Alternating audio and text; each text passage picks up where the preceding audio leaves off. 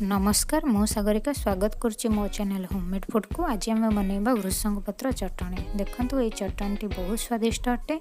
भृषंग पत्र आम शरीर पर बहुत उपकारी अटे, खास करके डायबिटीज पेसेंट मानक पई आम शरीर ओजन मध्य ह्रास करिबारे यह सहाय्य करथाय। आखिर जेकोसी रोग पई मध्य यह बहुत उपकारी अटे। मासरे अंततः थरे किंबा दुई थन ये पत्र को चटणी करि खाइबा निहाती आवश्यक।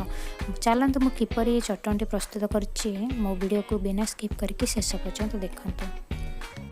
से मुझे भृषंग पत्र देखंतु भलसे सफा करके डालू पत्र को अलग कर देछि। फाळे नड़िया को हम छोट छोट करी काटी नेछि। गोटे कड़ाई गरम करवा, से अल्प तेल देदबा। तेल गरम होपर गोटे चम्मच जीरा को देदबा। 2-3 शुखिला लंका देदबा टेस्ट अनुसार आप यूज करेंगे लंका। ये से भृषंग पत्र को देदबा। लो फ्लेम रे 1 मिनट पर भाजी दवा।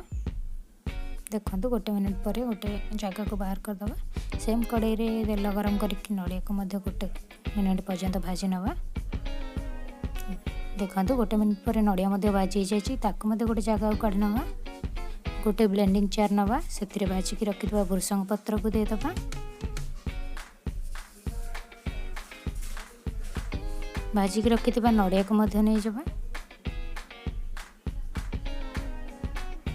2टी कौलिया आंबुल नंबा। आपड़ चाहिए दही किंबा लेंबू रस यूज करेंगे। तब से स्वाद अनुसार लुण देदबा। अल्प पानी देकी ताको भल भाव में ग्राइंडिंग करदबा।